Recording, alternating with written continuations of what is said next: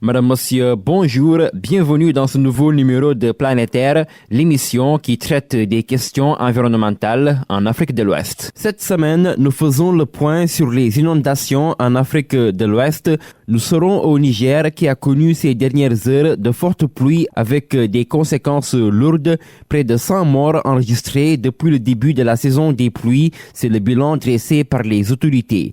On dénombre également de nombreux dégâts matériels dont des terres cultivables inondées.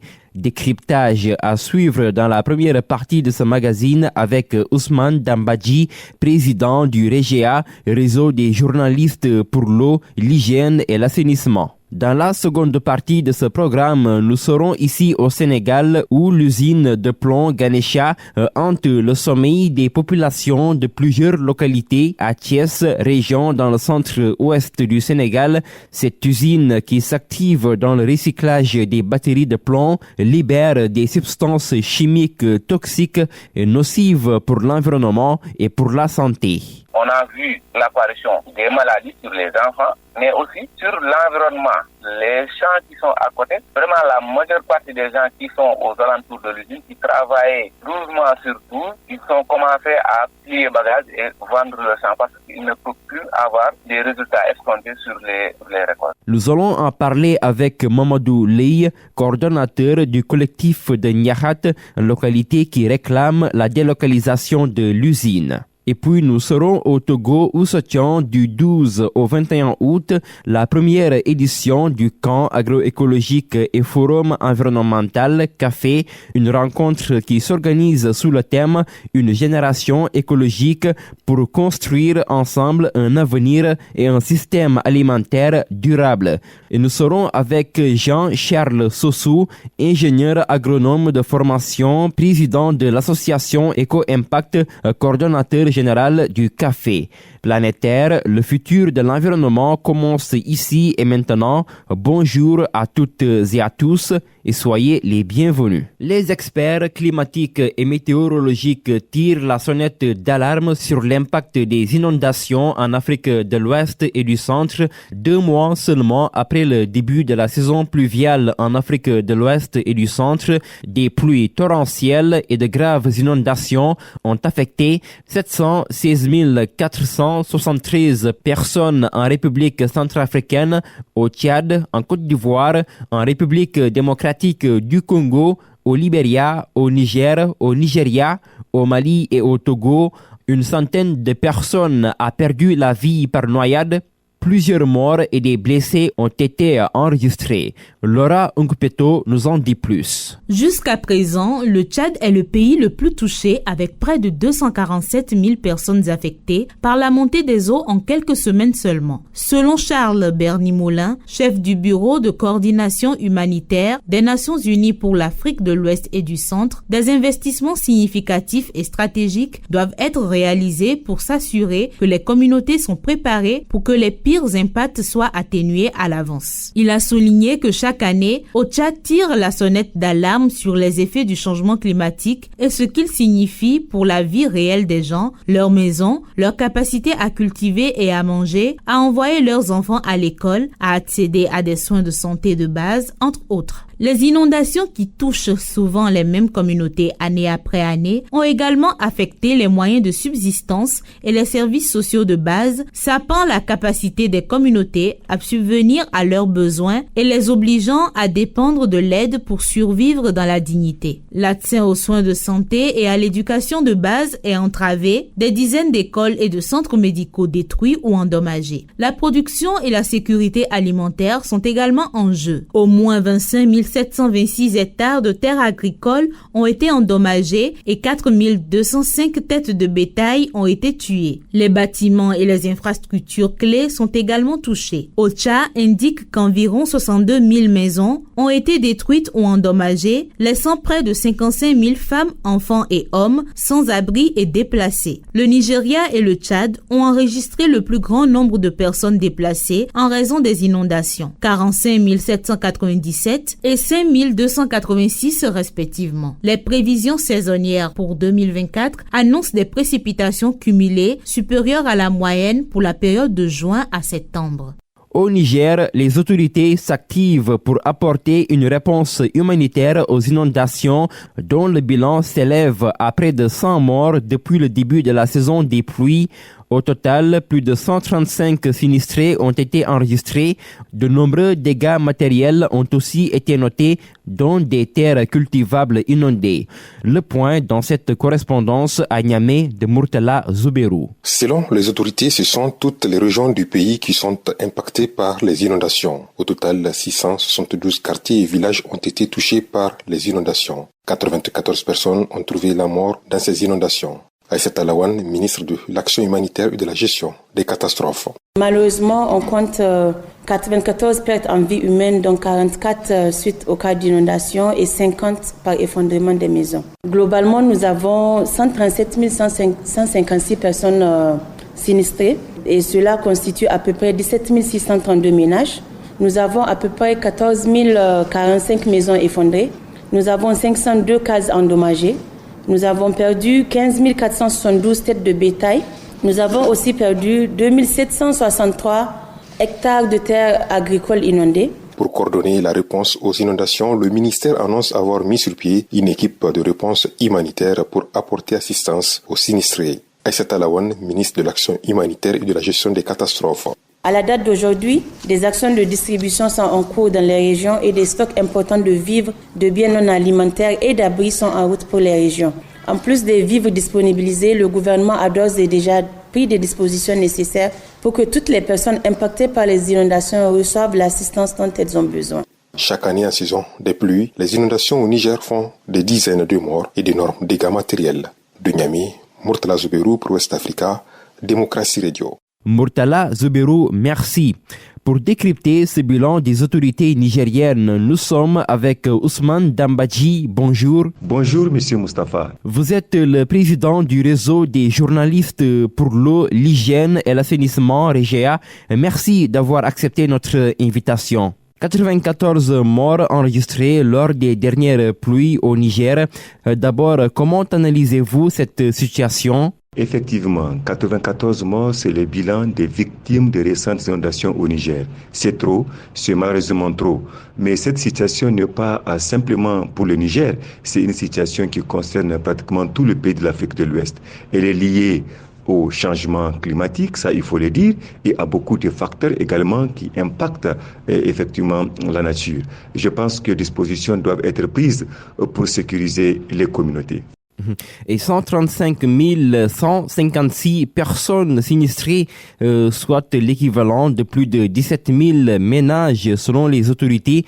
Comment le Niger en est arrivé à ce point? Qu'est-ce qui n'a pas été fait pour freiner les inondations à temps selon vous? Ce n'est pas que le Niger n'a pas fait des efforts de la gestion de cette catastrophe, mais on peut simplement dire qu'on aurait dû éviter effectivement les taux lourds de cette catastrophe. Parce que aujourd'hui, il n'y a pas de raison à ce que le pays ne dise pas qu'ils ont assez de données qualitatives pour prévenir les catastrophes. Parce que nous avons des institutions régionales et sous-régionales comme ACMAT, comme Agrimet, comme les SLIS, qui produisent des données qualitatives de prévention des catastrophes et donnent à nos États. Maintenant, comment est-ce que nos États s'en servent ces données pour prendre des dispositions qui s'imposent? Je prends l'exemple du PESAS. Le PESAS, c'est une réunion qui est organisée chaque année par l'Agrimet. Cette année, le PESAS a été organisé à Abuja. Et il a réuni plus de 200 experts de plus de 20 pays où le PESAS avait alerté le pays. Il a dit clairement, ça a été ressorti de le communiqué final, pour dire que le début de l'année sera tardif, avec une fin tardive et des conséquences graves en matière d'inondation au milieu de la saison. Et également, ils ont dit clairement que les eaux de surface connaîtront également un écoulement anormal. Alors, depuis avril, qu'est-ce que les États ont fait pour prendre des dispositions qui s'imposent? Et même pas avec les prévisions du PESAS. Quand on prend les dispositions que les gouvernements prennent dans tous les pays, ils connaissent aujourd'hui, les services techniques connaissent quelles sont les zones inondables, quelles sont les zones à risque et comment faire pour prévenir ces inondations. Moi, je pense qu'on pouvait effectivement, si on avait pris des dispositions qui s'imposent à temps, avec les techniciens, on pouvait également réduire les taux. Mais la catastrophe, quand elle arrive, on ne peut pas l'éviter, mais on peut réduire les chocs liés à cette catastrophe aujourd'hui parce qu'on a des dispositions qu'il faut prendre. On a également des données qualitatives qui nous permettent d'alerter et de prendre des dispositions qui s'imposent. Un bilan qui inquiète à Niamey alors que la saison des pluies est à ses débuts. Faut-il craindre le pire? Effectivement, il faut craindre le pire parce que, au regard des prévisions de cette année, on peut dire que ce n'est que le début. Mais je pense qu'actuellement, le gouvernement est en train de prendre des dispositions qui s'imposent pour pouvoir effectivement limiter les dégâts, même en cas de grandes pluies qui s'annoncent. Je pense qu'à ce niveau, il n'y a aucun problème. On ne le souhaite pas. C'est pratiquement comme je t'ai dit dans tout le pays. Quand vous prenez le Sénégal, à Dakar, chaque année, vous avez des quartiers qui sont inondés. Aucune disposition n'est prise. Vous avez vu, chaque année, les quartiers comme Pékin sont inondés et c'est la même situation dans la plupart des pays. Et les États sont en train de faire de leur mieux, mais comme je l'ai dit, c'est une situation qu'il faille effectivement prévenir à temps pour éviter les risques de catastrophes, en tout cas, et le bilan lourd que cela engendre. À Maradi, Zinder et Difa, les régions les plus touchées, des effondrements de maisons ont été notés. Pourquoi ces régions sont qualifiées de zones sensibles? Maradi, Zinder et Difa sont les plus touchés par ces catastrophes, effectivement, parce que c'est des zones où la pluviométrie est plus élevée dans le pays. C'est des zones également où le matériau de construction sont en matériaux les plus souvent précaires. Cela est lié pas seulement à la pauvreté des communautés, mais elle est liée effectivement à la culture, parce que les zones, c'est des conservateurs et évidemment, les gens préfèrent construire en matériaux effectivement précaires. Moi, je pense que c'est l'occasion maintenant de sensibiliser les communautés avec l'aide de l'État et des partenaires pour que les gens arrivent à comprendre maintenant il faut effectivement changer nos types de construction, même si elles ne sont pas très coûteuses, mais des constructions qui tiennent effectivement aux inondations, qui tiennent aux grandes pluies. Et que faire, Ousmane Dambadji, selon vous, pour mettre fin à ces inondations au Niger? Selon moi, pour mettre fin aux inondations, pas simplement au Niger, mais d'une manière globale dans l'Afrique en général ou en Afrique de l'Ouest, il faut effectivement prendre des dispositions qui s'imposent. D'abord, nous évaluons les zones à risque, nous travaillons avec les données qualitatives des institutions régionales qui nous produisent, et effectivement, et utiliser la technologie pour atteindre le maximum de cibles. Aujourd'hui, à travers un simple communiqué, on ne peut pas résoudre les problèmes.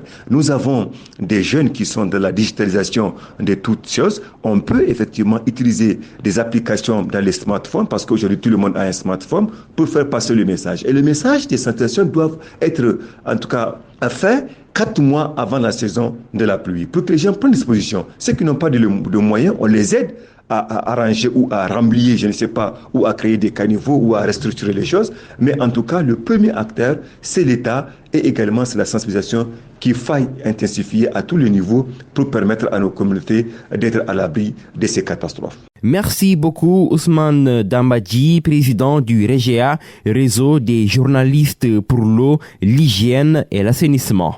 Nous en sommes à la seconde partie de ce magazine et nous parlons de l'usine EMP ex-Ganesha, une usine de recyclage de batteries de plomb basée à Thiès dans le centre-ouest du Sénégal. Plusieurs localités se plaignent des impacts de cette fabrique tant sur l'environnement que sur la santé. Mamadou Ley, vous êtes le coordonnateur du collectif de Niahat, localité qui réclame la délocalisation de l'usine Ganesha. D'abord, dites-nous, qu'est-ce qui se faisait avant l'installation de cette usine Ganesha que vous combattez? Cette usine Ganesha, comme il s'appelait autrefois, a débuté ses activités entre 2019 et 2020.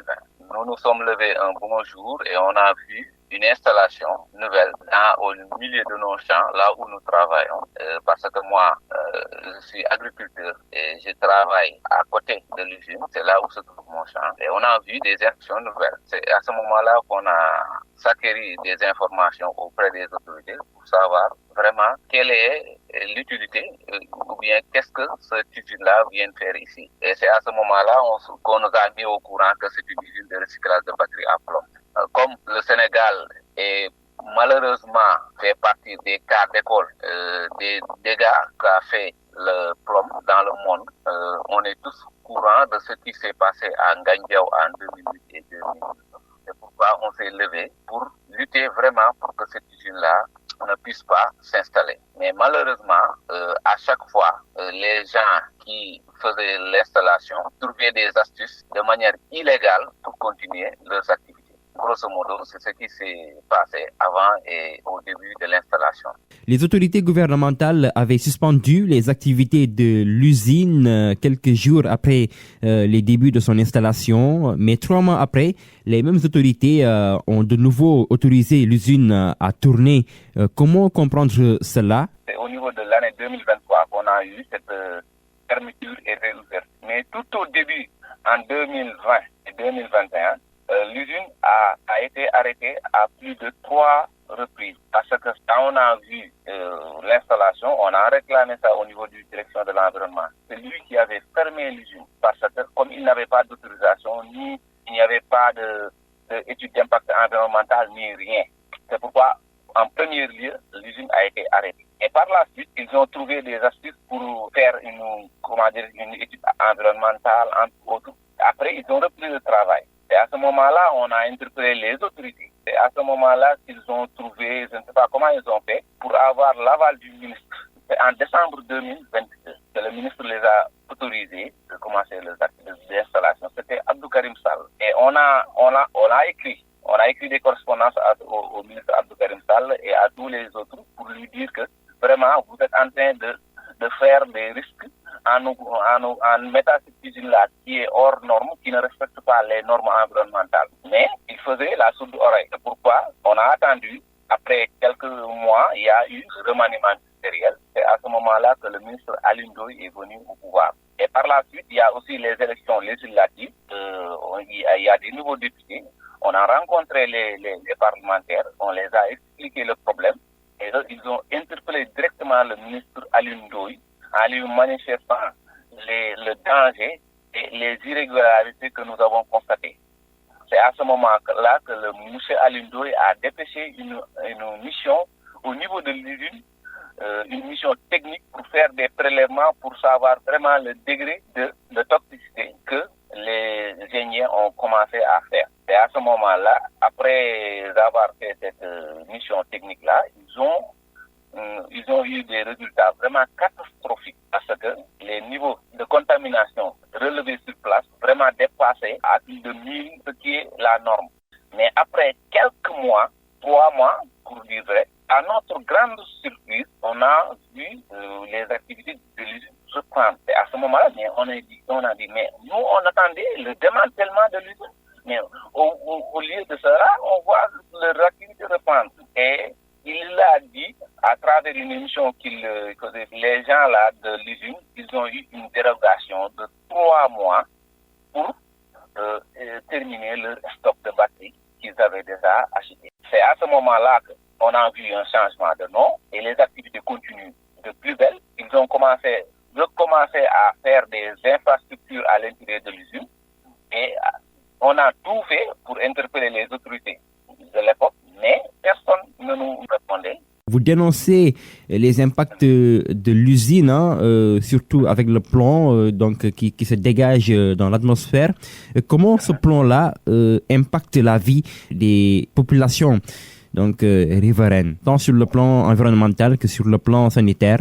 Le plomb est un métal lourd et raison pour laquelle nous, en voyant l'installation de cette usine, en tant que population et en tant que riverains, on a constaté vraiment l'apparition des maladies et entre autres des désagréments vraiment que nous avons eu à travers les recherches et les émissions et les ateliers que nous avons assistés, que ces résultats-là découlent d'une contamination de plomb. C'est pourquoi on ne dort plus sous nos lauriers parce que vraiment c'est quelque chose de désastreux. On a vu l'apparition des maladies sur les enfants, surtout sur le village qui est à côté de l'usine, mais aussi sur l'environnement. Par exemple, moi, en tant qu'acteur, les champs qui sont à côté, vraiment la majeure partie des gens qui sont aux alentours de l'usine, qui travaillaient 12 mois sur 12, ils ont commencé à plier bagages et vendre le champ parce qu'ils ne peuvent plus avoir des résultats escomptés sur les récoltes. En plus, les gens qui font de l'aviculture,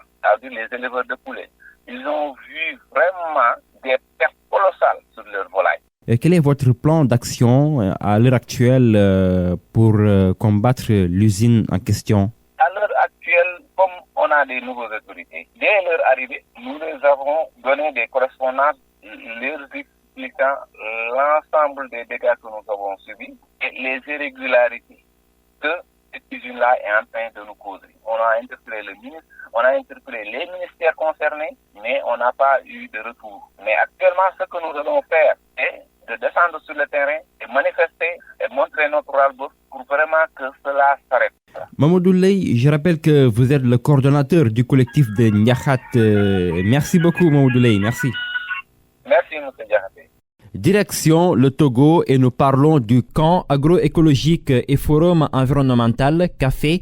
La première édition de cette initiative se tient du 12 au 21 août au Togo. Une génération écologique pour construire ensemble un avenir et un système alimentaire durable.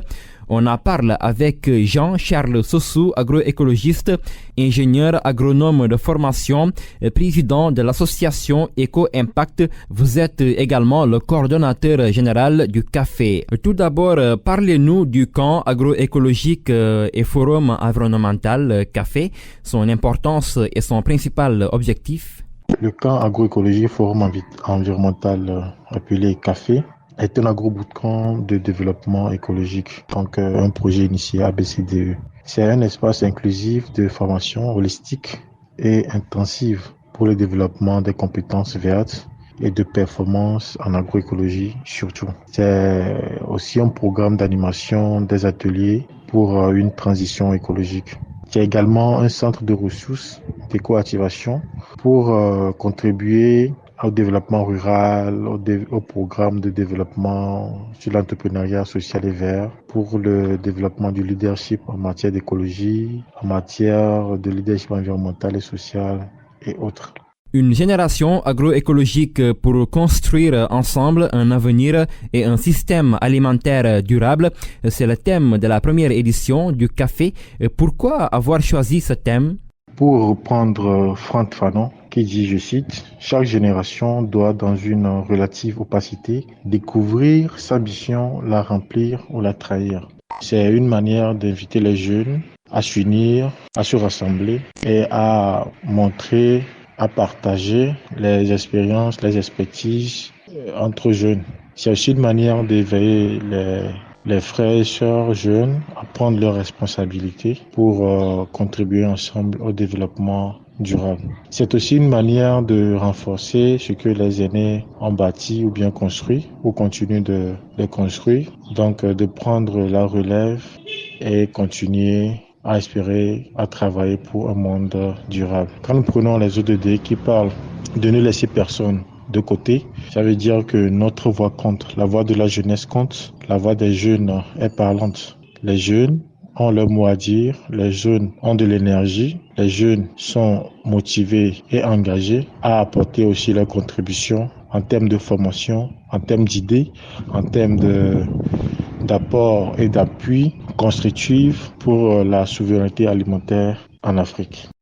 Une première édition qui se veut aller en profondeur dans les domaines de l'entrepreneuriat vert et social pour atteindre la souveraineté alimentaire en Afrique.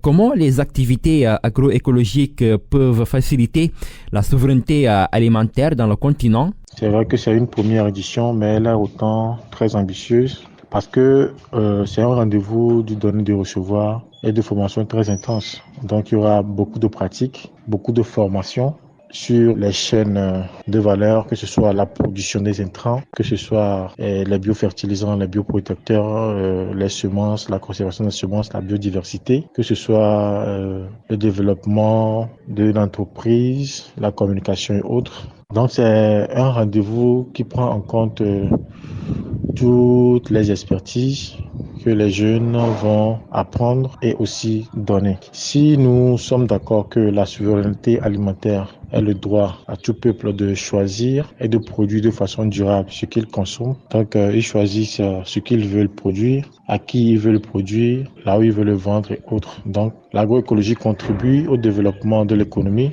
Donc, c'est un levier pour le développement de l'économie locale et nationale et régionale. Donc, c'est aussi un point qui contribue à la protection de l'environnement, est très nécessaire pour la protection de l'environnement, à lutter contre les changements climatiques et autres à travers ces pratiques. C'est aussi un support pour aider à faciliter les relations humaines, à faciliter les relations sociales, à renforcer les tissus sociaux, que ce soit entre les producteurs et les consommateurs. C'est aussi un outil pour permettre à l'apprentissage, à un savoir-vivre dans la société. Dernière question, Jean-Charles Sossou. En quoi cette conférence peut aider à inspirer toute l'Afrique de l'Ouest? Oui, cette conférence peut aider et inspirer toute l'Afrique parce que d'abord, c'est des jeunes qui ont identifié une problématique qui est commune à nous tous dans nos milieux respectifs. Et c'est parce que c'est des jeunes qui ont cru et croient au potentiel de l'Afrique. Parce que c'est des jeunes qui veulent valoriser le potentiel agroécologique, qui veulent contribuer au développement de l'Afrique à travers nos savoir-faire et à travers un savoir-faire et à travers une valorisation aussi de notre identité culturelle, qui nous sommes. Donc, étant africains, nous portons cet amour pour notre cher continent. Nous voulons voir, après cette édition, des entreprises durables qui s'émergent, des situations qui seront améliorées à travers les actions des jeunes participants, des actions qui vont inspirer d'autres à passer à l'action. Parce que ce qui nous manque, c'est de passer à l'action. Nous avons des idées, nous avons des projets, mais il nous reste de passer à l'action. Jean-Charles Sossou, vous êtes agroécologiste, ingénieur agronome de formation. Vous êtes aussi le président de l'association Eco-Impact, également coordonnateur général du café. Merci beaucoup. Oui, merci Monsieur Moustapha pour cette opportunité que vous nous avez donnée à travers votre canal. Merci à tous les auditeurs, à tous ceux qui suivent la radio, West Africa Democracy, et à tous les jeunes et à tous les paysans surtout.